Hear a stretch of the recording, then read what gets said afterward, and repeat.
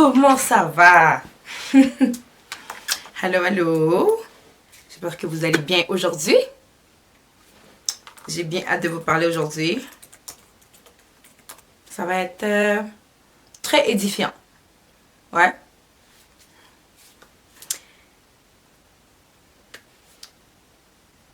Alright, on va commencer déjà. On va pas perdre de temps.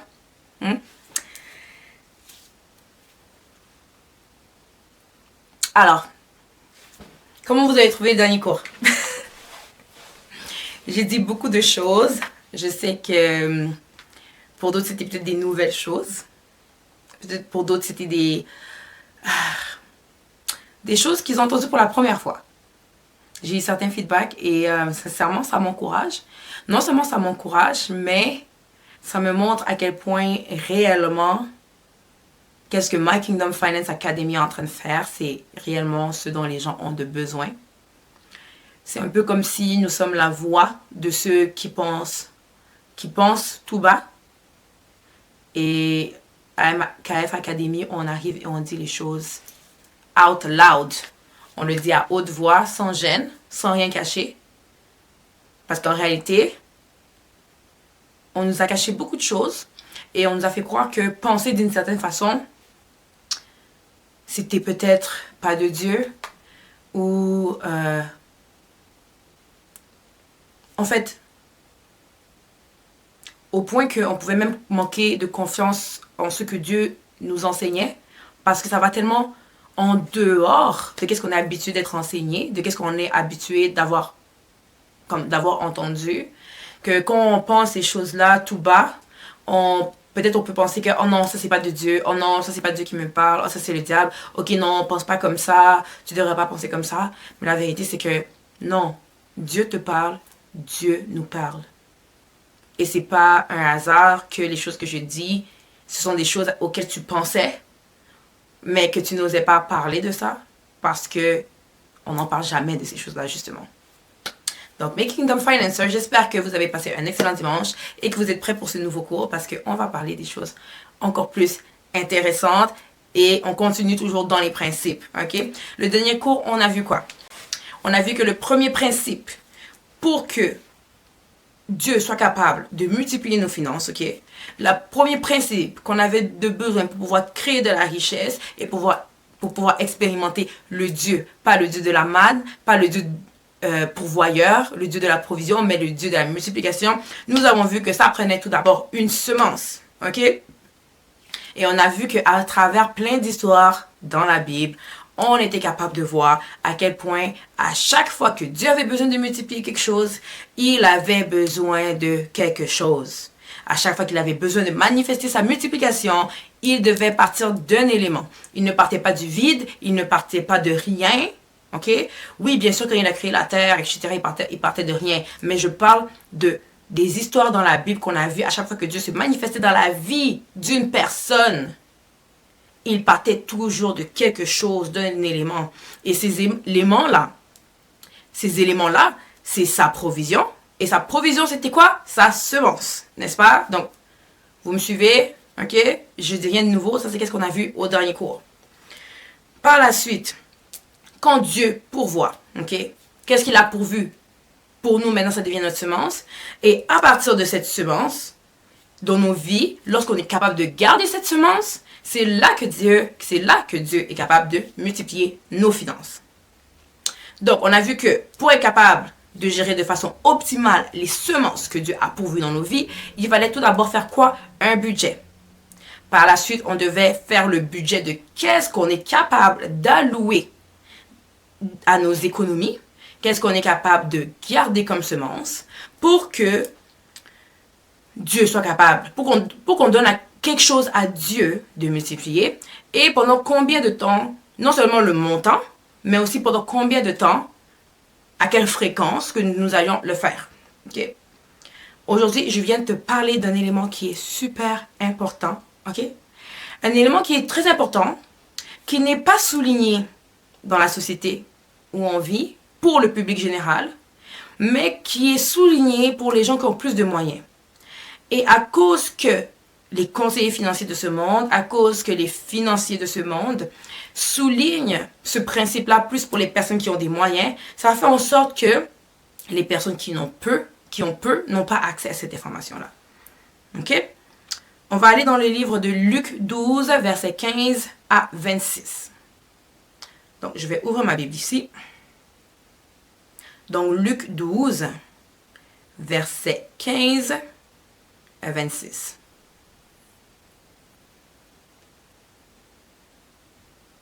Alright. Donc, je lis la parole au nom du Seigneur dans Luc chapitre 12, verset 15 à 26. Puis il leur dit, « Gardez-vous avec soin de toute avarice, car la vie d'un homme ne dépend pas de ses biens, fût-il dans l'abondance. » Et il leur dit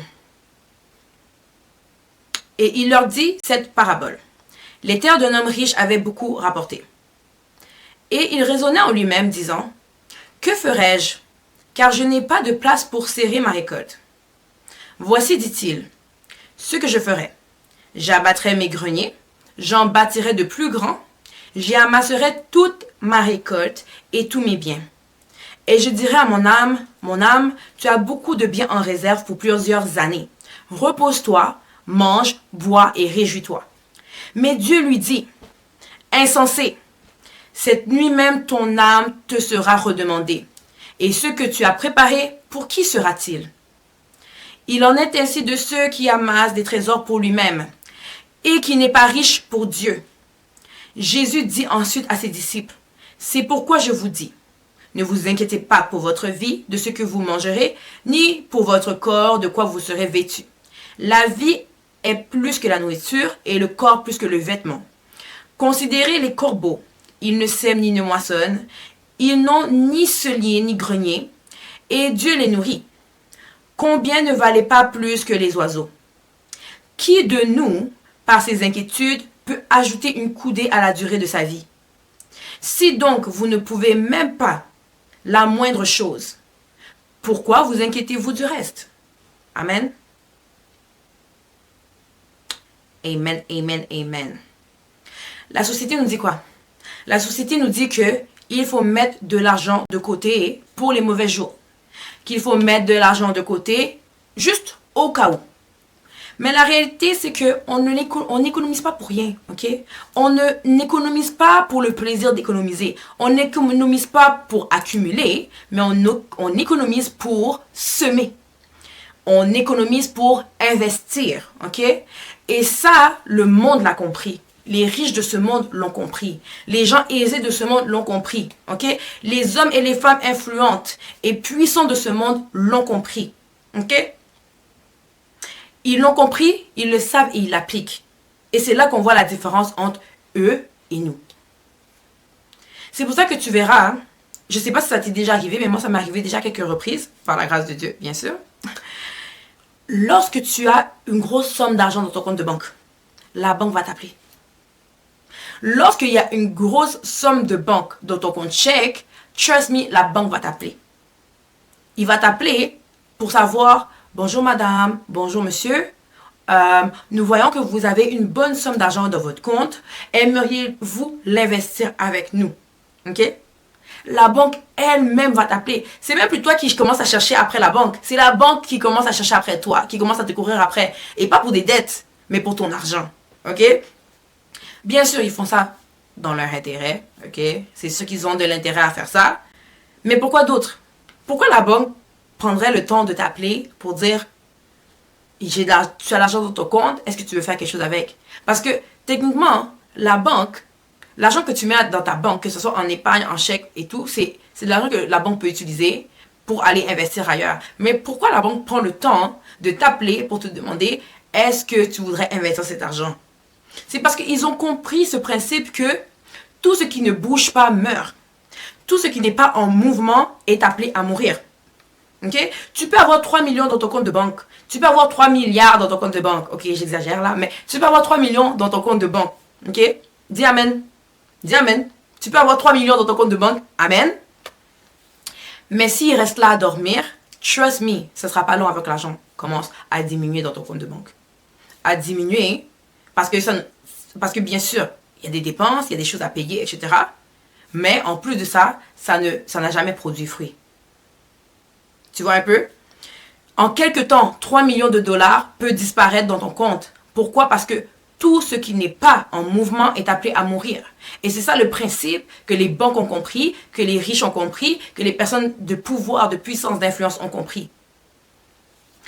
Quand on garde de l'argent, quand on garde nos semences, ce n'est pas pour le laisser dans le grenier, ce n'est pas pour le laisser dans ton compte épargne, dans ton compte chèque, mais c'est pour pouvoir aller planter ces semences-là. Dis-moi un peu si ça fait du sens que tu es un fermier, tu as récolté de la semence pour rien faire avec. Quand Dieu pourvoit avec la semence, c'est pour que tu puisses aller planter ces semences-là. Comme on l'a vu dans un des derniers cours, comme on l'a vu dans la parole, comme on vient de le lire dans la parole, Dieu appelle les gens qui économisent des insensés. Dieu appelle des gens qui économisent des insensés. Ok?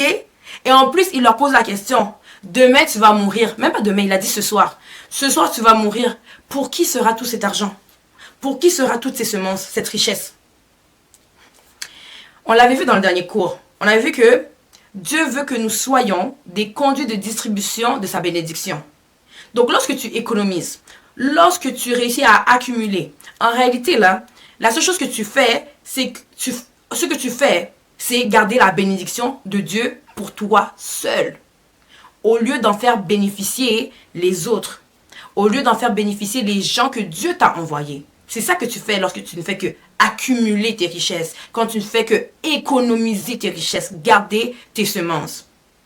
Mais lorsque tu commences à économiser pour investir, qu'est-ce qui va se passer? C'est que tu deviens maintenant un associé avec Dieu. Tu deviens maintenant un associé avec Dieu. Tu deviens ce conduit de distribution que Dieu recherche pour bénir ses enfants et pour te bénir toi par le fait même. Ok? La seule façon pour toi de t'assurer d'avoir accès à une ressource infinie, ok, c'est de t'associer avec Dieu. C'est de t'associer avec Dieu en étant ce conduit de distribution de sa bénédiction. Mais surtout, c'est une garantie pour toi que tes entreprises vont prospérer. Parce que quoi? Tu es associé avec qui? Tu n'es pas associé avec n'importe qui. Tu n'es pas associé avec le voisin, tu es associé avec Dieu lui-même. Okay? Celui à qui appartient tout l'or et l'argent. Celui qui dit et que la chose s'accomplit. Celui qui détient toute la sagesse, toute l'intelligence. Celui qui sait comment créer, celui qui va t'inspirer de façon éternelle, infinie. Tu t'associes avec ce Dieu-là. Alors comment tu ne vas pas prospérer dans tes finances quand tu décides de t'associer avec Dieu et d'adopter cette position d'associé, de conduit de distribution de la bénédiction de Dieu. Dans le royaume de Dieu, un enfant de Dieu ne va pas économiser pour accumuler, mais il va économiser pour pouvoir semer une semence. Okay? Une semence qui va germer, qui va produire des fruits et des fruits en abondance. Il y a plusieurs façons de semer, ok? Il y a plusieurs façons il y a plusieurs places. Il y a plusieurs façons de semer et il y a plusieurs places où semer, ok? Tu peux semer dans des personnes, tu peux semer dans des investissements, tu peux semer dans des entreprises, tu peux semer en toi-même, ok? Mais quand on a une semence, la chose importante à retenir, ok, c'est que quand tu as une semence, l'important, c'est de la semer parce que tu as besoin qu'elle se multiplie, en fait. Si tu ne la sèmes pas, tu ne peux pas vivre la multiplication. Tu ne seras pas capable de rien récolter. D'où l'adage qui dit, on récolte ce que l'on sème. Ok? On récolte ce que l'on sème. Donc, si tu ne sèmes rien, si tu fais juste garder ta semence sans la semer, tu ne pourras rien récolter non plus. Donc, imagine, tu as une richesse. Tu as une richesse présente dans tes mains, mais elle ne produit rien pour toi parce que tu ne l'as pas semée, tu ne l'as pas investi nulle part. Un enfant de Dieu n'est pas avare. On a lu tantôt, la parole dit, le verset commençait par dire, je vais juste aller le rechercher, le verset, donc Luc 12, verset 15 commence en disant, puis il leur dit, gardez-vous avec soin de toute avarice. L'enfant de Dieu n'est pas avare. Un enfant de Dieu ne marche pas avec une mentalité de manque, une mentalité de sécheresse, une mentalité de pénurie. Ok? Parce qu'il est héritier avec Christ. Il est l'héritier du Dieu lui-même. C'est pourquoi il n'a pas peur de mettre de l'argent de côté. C'est pourquoi il n'a pas peur d'investir dans ses entreprises, d'investir dans des investissements, d'investir dans des gens, investir en lui-même. Ok? Car il sait que il part d'une situation d'abondance. Il ne part pas d'une situation de manque, il part d'une situation d'abondance. Si tu es une personne qui dit tout le temps que j'ai pas d'argent, j'ai pas d'argent, j'ai pas d'argent, tu pars dans une mentalité de manque. Ok? Et à cause de cette mentalité de manque-là, tu seras jamais positionné d'une façon que tu seras capable de mettre de l'argent de côté, de mettre des semences de côté et de les semer d'une façon que Dieu est capable de produire avec. Donc, mais si tu es maintenant dans cette position, dans cette mentalité que non, I'm not broke, ok? J'ai juste peu de moyens, but I'm not broke, ok? J'ai des moyens et tu te dis que les moyens que j'ai, c'est suffisant parce que j'ai un papa responsable qui va toujours pourvoir pour moi. Donc, ce que j'ai présentement avec moi, c'est suffisant. Et tu te dis que, ok, à cause que tu pars d'une position d'abondance, une position que le Dieu que je sers va pouvoir pour moi éternellement, ça veut dire que tu ne vas jamais manquer. Tu comprends? Donc, quand tu pars d'une position, d'une posture que je ne peux jamais manquer de rien, tu n'auras plus peur d'aller investir. Tu n'auras plus peur d'aller économiser. Tu n'auras plus peur d'investir, de mettre de l'argent par-ci, par-là. Parce que tu sais que your God got you. God has your back. Et de façon infinie, les ressources de Dieu sont illimitées. Et toi, tu en bénéficies directement à la source parce que tu es un enfant de Dieu.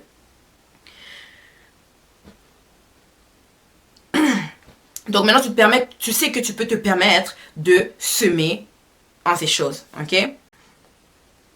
Dieu nous appelle à toujours être actifs dans notre investissement dans son royaume. La retraite, là, ça n'existe pas dans le royaume de Dieu. Dans le monde dans lequel on vit, on nous vend un rêve que la retraite, ça existe. Qu'un jour, tu pourras arrêter de travailler, tu pourras arrêter d'avoir des activités de travail, etc. et que tu pourras seulement te reposer. Encore une fois, quand on lit dans Luc 12, verset 17, ça dit...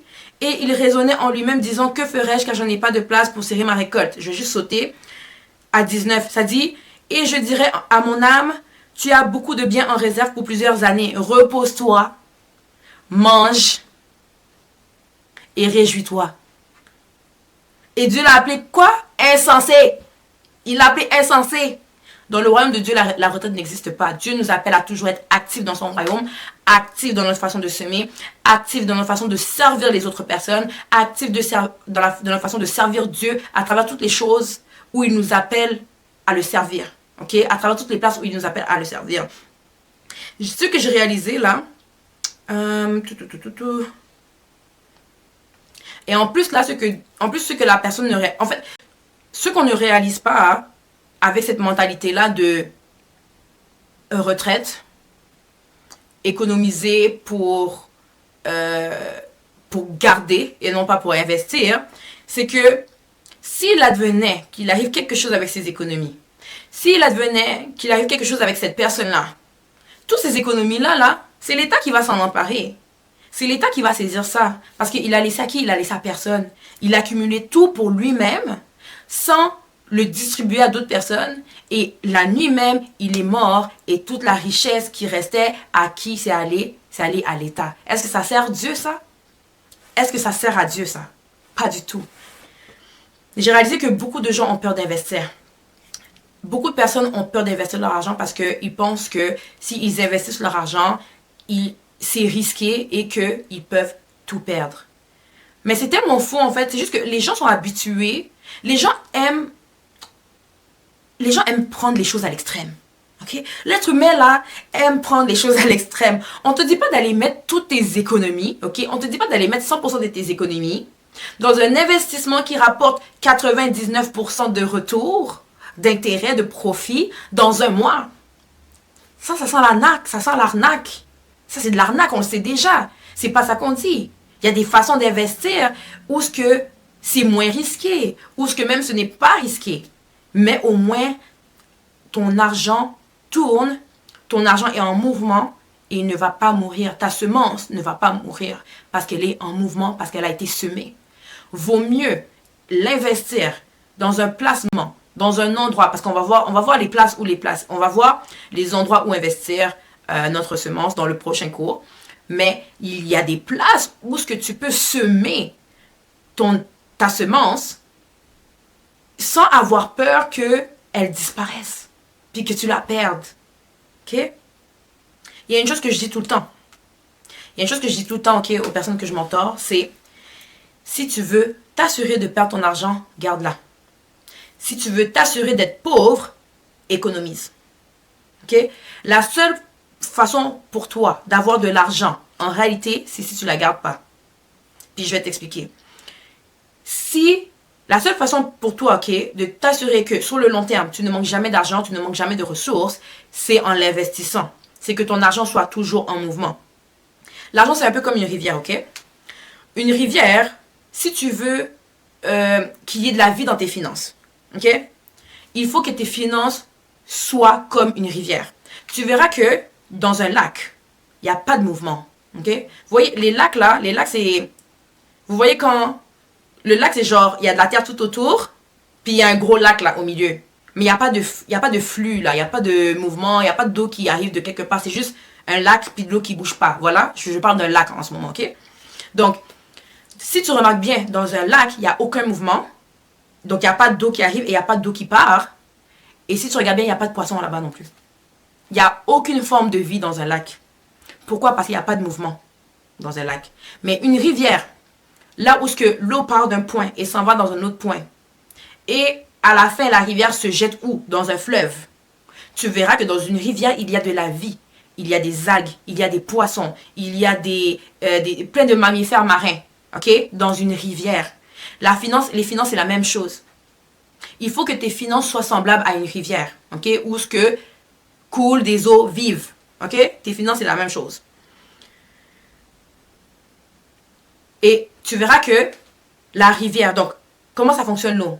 Comment ça fonctionne le mouvement de l'eau? Ça commence dans la rivière. On sait que dans la rivière, le courant d'eau est moins fort. OK? Et la rivière finit par se jeter dans un fleuve. Et on sait que dans un fleuve, le courant d'eau est beaucoup plus fort. De la même façon que tes finances, au début, tu dois commencer à investir, OK? À faire bouger tes finances. Tu dois commencer d'une façon ou d'une autre à faire bouger tes finances avec ce que tu as. Le peu que tu as, OK, que tu investis, ça représente le courant d'eau qui se trouve dans une rivière.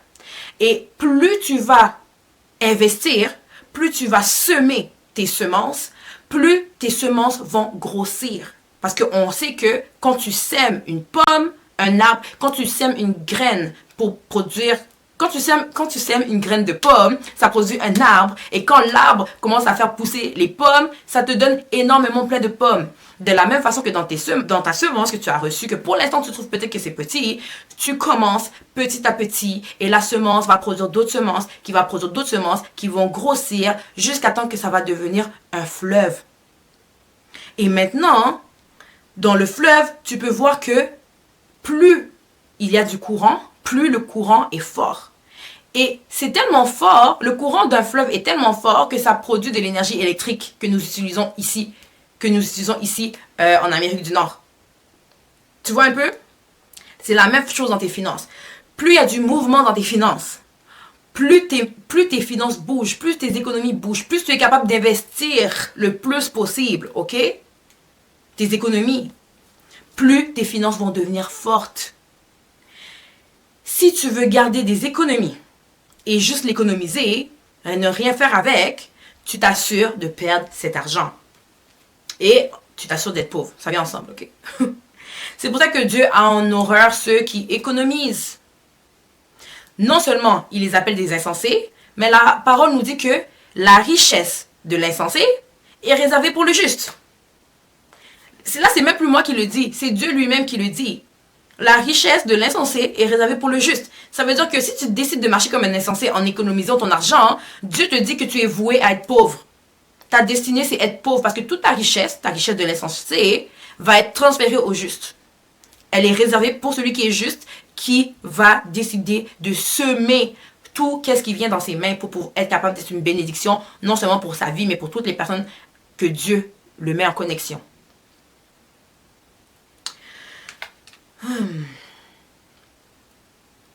Mais maintenant, OK, lorsque tu investis, que tu fais bouger ton argent, lorsque tu fais circuler ton argent et que tu le fais circuler rapidement, c'est là que tes finances commencent à prendre de la force. C'est là que tu deviens fort financièrement, ok? Que tu as plus d'options, dans la vie, que tu es capable de changer ton niveau de vie, que tu es capable de maintenant être dans des pièces, ok? Dans des lieux avec des gens importants, que tu es capable de faire grandir ton influence, que tu es capable maintenant d'asseoir ton pouvoir et la volonté de Dieu sur la terre.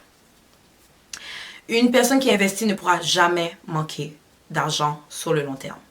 Au début, parce que justement, tu es encore dans la rivière, ta semence n'a pas encore grossi, tu peux avoir l'impression de manquer quand tu investis. Mais c'est un mensonge de l'ennemi. Okay? Dieu nous appelle toujours à persévérer. Dans les finances aussi, il faut persévérer. Au début, peut-être que tu vas penser que tu manques d'argent, peut-être que tu vas penser que tu es serré, mais sur le long terme, tu ne peux jamais manquer de ressources et de choix lorsque tu prends la décision de semer, d'investir ton argent sur le long terme. L'investissement, ça te donne des options. Semer ouvre des portes aux options. Là où d'autres n'ont pas eu le choix de vendre leur terre à Joseph, lui, à cause qu'il avait des semences et qu'il a investi, Joseph, lui, il avait le choix de soit continuer à utiliser ses semences pour les planter quelque part et que ça produise des fruits, ou d'utiliser une portion de sa semence pour acheter les terres des paysans qui n'avaient plus de semences et produire encore plus de fruits et de semences. Ok? Semer t'ouvre les portes à des options. Selon l'enquête sur la population active de juin, dont la période de référence était du 11 au 17 juin 2023, plus de la moitié des personnes qui planifient leur retraite continueraient à travailler à temps partiel. Plus de 50%, guys, des personnes qui planifient prendre leur retraite. Donc, ils savent qu'ils s'en vont en retraite. Ils planifient partir en retraite. Mais plus de 50% de ces personnes-là disent que ils continueront de travailler à temps partiel. Ta semence te donne le choix. Le choix soit de continuer jusqu'à God knows. Ou le choix de pouvoir vivre de tes passions dans l'abondance de Dieu. Aujourd'hui, Dieu t'appelle à faire le bon choix. À prendre la bonne décision de devenir associé avec lui. Et de commencer à investir tes semences. Okay? Dans le prochain cours, on va voir où semer. Okay? Parce que ce n'est pas toutes les places que c'est bon pour semer pour toi dans ta situation. Ce n'est pas partout qu'on dit aux gens de semer. Les riches de ce monde, ils savent où semer. Ils savent où investir leur argent. Et ce sont des vérités que eux ils connaissent, que nous ne connaissons pas nécessairement. Et c'est de ça qu'on va parler au prochain cours. Ok? On va parler des places où semer. Qu'est-ce que Dieu dit par rapport à ces places-là? Pourquoi ce sont des places où on doit semer? Parce que ce n'est pas tous les véhicules d'investissement qui sont bons pour toi. Ok? Alright, donc on va juste prier pour clôturer. Seigneur Jésus, je te bénis pour le moment que nous venons d'avoir ensemble. Je te bénis pour chacune des personnes qui vont entendre ce message, Seigneur Jésus. Je te bénis, Père éternel, qu'à chacune des personnes qui entendent ce message, c'est toi qui les as appelés dans ta présence. C'est toi qui les as appelés pour entendre ce que tu avais à leur dire, afin qu'ils puissent changer leur situation à la lumière de ta parole, Seigneur Jésus. Je viens prier contre tout esprit de peur au roi éternel, car tu ne nous as pas vêtus d'un esprit de peur, mais tu nous as vêtus d'un esprit de force, de sagesse et d'amour. Et ce n'est pas seulement pour les situations que nous traversons dans la vie, mais c'est aussi pour nos finances. Merci car tu nous délivres de cette peur de pouvoir investir. Tu nous délivres de cette peur de l'investissement. Tu nous délivres de cette peur du manque, de manquer de ressources, Seigneur Jésus. Merci car tu nous délivres de cette peur et tu nous remplis de cette force, de ta sagesse et de ton amour, au roi éternel. Seigneur, je te demande Que tu puisses, alors que nous quittons ce lieu, que tu puisses continuer à renouveler notre intelligence comme tu as déjà commencé depuis le début de ces cours que nous avons eus ensemble. Continuer à renouveler notre intelligence, à nous rappeler notre identité, que nous ne sommes pas des insensés, mais que nous sommes justes, car nous avons été justifiés par Christ, Seigneur Jésus. Seigneur, je remets chacune des personnes entre tes mains. Je prie que tu continues de nous parler et de nous révéler ta parole. Et que ce que nous avons reçu aujourd'hui, ça puisse rester en nous, germer et produire des fruits. Dans le nom puissant de Jésus-Christ, nous avons ainsi prié. Amen. Alright guys, merci. Puis on se voit la semaine prochaine. Bisous.